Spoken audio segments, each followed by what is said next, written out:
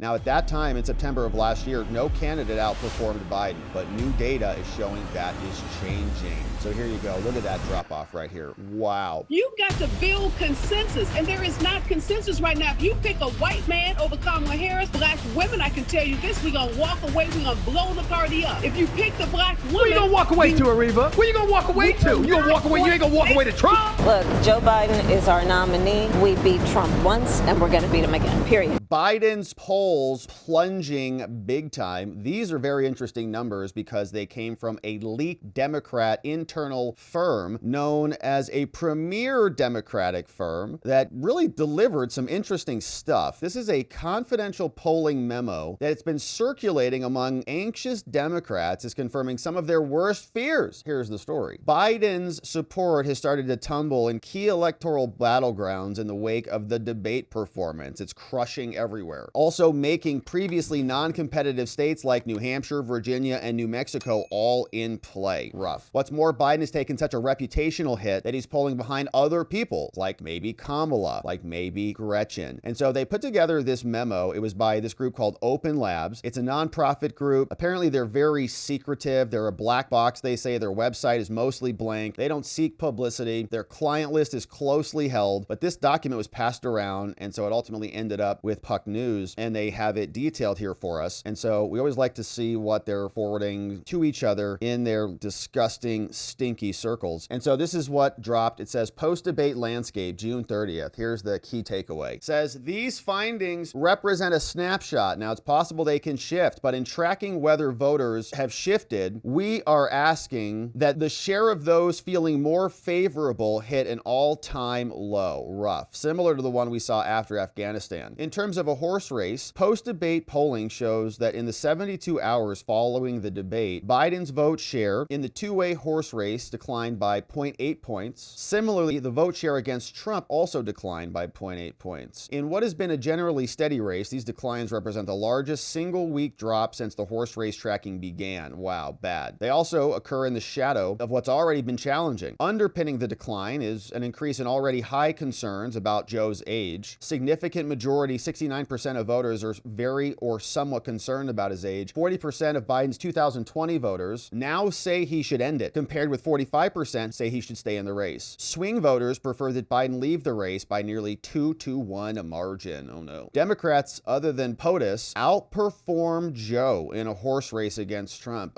In some cases by a large margin. This is a significant shift from what we saw previously. Now, at that time in September of last year, no candidate outperformed Biden, but new data is showing that is changing. So here you go. Look at that drop off right here. Wow. Boom. Joe Biden's just slowly careening into oblivion. Comes out. He says, remember that stupid video? Make my date, pal. I'll debate you on Wednesdays. I hear you're free on Wednesdays. When Trump was free from his trial that Matthew Colangelo, which came from Joe Biden's DOJ, was prosecuting. So then Joe Biden comes out, says basically he's demented to all of us, and then boom, crushes. Not good. You see here, this is the same data. And so this is just in the immediate aftermath. Now, in the multi-candidate ballot race, Biden trails Trump by 7.3 points. And Biden multi-way post-debate margin, pre-debate margin. All right, so you see this column here had a lot more blue. This is pre-debate, and then post-debate, a lot less blue. Okay, the blue stuff is now white, and some of the white stuff is now red. And even the light blue stuff is now turning into maybe light red. So the margins are shifting all over the place. Colorado, Minnesota, Maine, New Mexico, Virginia, New Hampshire, Wisconsin, Nebraska too. They have the split EVs. So here's some more polling. Response: are you concerned about Biden's age impacting his job? Very concerned. Overall, 54%. Wow. Are you concerned that he's currently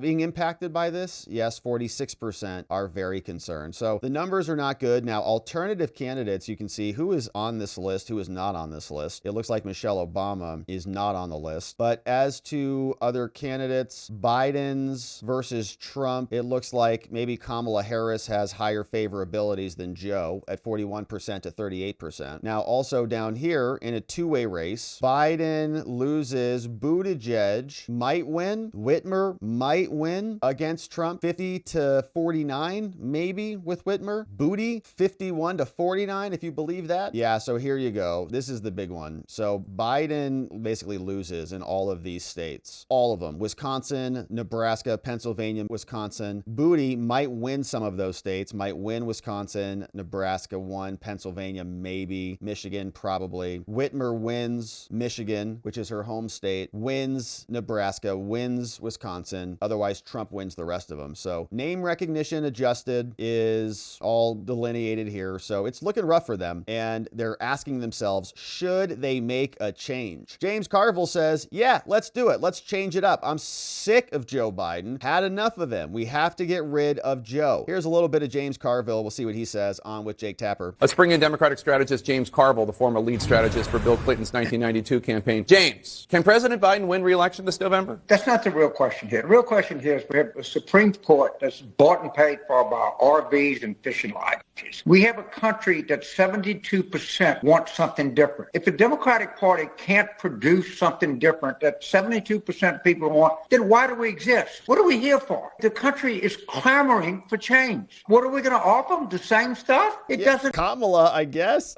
make any sense, Jay. Give the people what they want. Vox populi. They want something different. Let's give it to them. I mean, I just don't get the whole thing. I'll be honest with you. I'm from Bucks, and, everybody saw what they saw Thursday night. I don't take any pleasure in this. This was a year ago. I'm going to be 80 in October. You can't fight this stuff. It's just there. So what happened? He's having such a hard time. Carville's having just a total midlife crisis, doesn't know what to do because these polls are just terrible. All right. Even CNN's reporting this. So that was Jake Tapper. Here's Dana Bash going to walk us through just some of these briefly. Overall, at the state of the race in our brand new poll, 49% Donald Trump, 43% Joe Biden. This is a 6-point lead, Dana, and this is unchanged since our last poll in April. In fact, it's been a remarkably consistent race with Joe Biden trailing Donald Trump just outside the margin of error for quite some time. If you look back in our trend here, you see it was identical in April, 49-43. You see nothing has really changed since last August. By last fall, this race is kind of locked into place. That's remarkable to look at that, even just from April to now. Exactly the same. Identical. And the Biden campaign will say to folks, see, the debate didn't change the state of the race. Of course, when you're 6 points down, you kind of needed the debate to change the state of the race. I was talking about what was locked in here. So 65% of the electorate say their mind is made up. If your mind is made up in this poll, you're splitting 53% for Trump, 45% for Biden. However, 31% of voters in the poll say they are movable. Either they don't have a first choice or they're not locked in. They're willing to move off of who they're saying their choice is right now. 31% of the electorate's movable. They split more evenly. 39% for Trump, 37% for Biden. All right, I think that just might be something that people say because they want to be seen as being reasonable and pliable and all the stuff. So now they're saying if you even think about leapfrogging Kamala, this was on the Stephen A. Smith's show, that certain contingents of the African-American community are not going to be happy about it. First of all, Stephen, who are we agreeing? There's a long list of Democrats. Kamala Harris,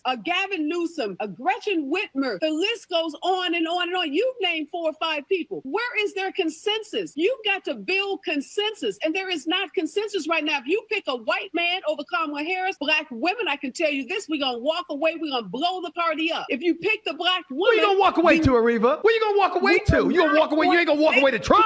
Yeah, come over to Trump. Come on. Harris. So where are we getting agreement from on who this ideal Democratic candidate should be? Tell me that. Nobody's told me who it should be. And then tell me how you're going to get the 4,000 delegates, which I am one of them. I'm a delegate coming from California. So who's going to step out? One, tell Joe Biden you got to step aside. Because everybody's not being mature about this process. Joe Biden is not just the president. There's a whole team of people. There's an administration. So if Joe Biden, when he gets reelected, which my prediction is that he will, he brings with him Kamala Harris, the most diverse administration. And Karine Jean-Pierre, who's the best press secretary and the most articulate that we've ever had in American history. So they say, yeah, listen, Kamala might be number 2. They might be warming her up right now. And James Clyburn just said, yeah, maybe Kamala's going to be great. We might have to have her come in at number 2. This is a representative from South Carolina, Democrat called Clyburn. And he has to decide that. Or the party pressures him to do that. How would you feel if they worked around and tried to go around Kamala Harris because of her lack of high poll numbers and popularity and broadly based? Do you think it's hers to have if it is not his? I will support her if he were to step aside. But I want to support her going forward at some time in the future. I want this ticket to continue to be Biden-Harris. And then we'll see what happens after the next election. No, this party should not in any way do anything to work around Ms. Harris. We should do everything we can to bolster her, whether it's in second place or at the top of the ticket. Okay, so Kamala is getting warmed up. We're looking forward to seeing it. In fact, here's what Kamala said about this. She's staying on Team Joe until the very last minute, which is the smart political play, obviously. And speaking about stakes, you just came out of a fundraiser. We know that many in your party have expressed concerns about President Biden's health. Just this morning, Congressman Doggett said that he's calling on President Biden to withdraw from the race, given that there's too much at stake to risk a Trump victory. What's your response to this? Look, Joe Biden is our nominee. We beat Trump once, and we're going to beat him again, period. Are you ready to lead the country if necessary? I am proud to be Joe Biden's running mate. Thank you.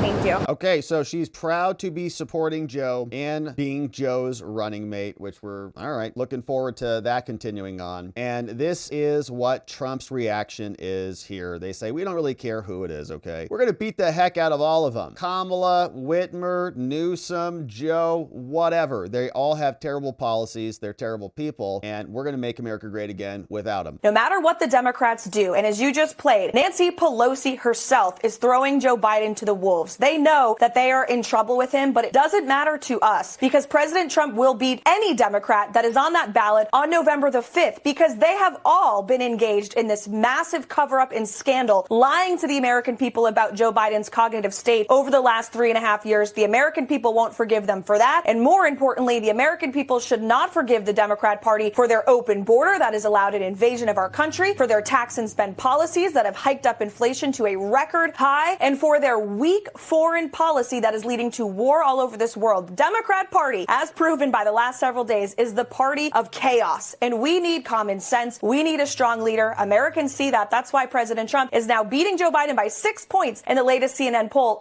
And he's beating every other Dem contender that the chattering class in Washington, D.C. is talking about. Nice. So regardless of who they throw up there, I think people are taking a look at all of their policies. The Democratic Party, they are one big disgusting blob. They kind of extend over everything, including the armrests on airplanes. But it's a big problem, right? You can't really get away from them. So even if they swap someone out at the top of the ticket, I think a lot of people are still going to be disgusted by their policies and hopefully vote accordingly. We know what that means when they go in the polls. It's not Democrats all the way through the top to the bottom on that ballot. And if they have someone with low energy at the top of the ticket, that might also translate to down ballot victories. So Republicans might win the House and the Senate, let's say, along with the presidency. Could be time to make America great again.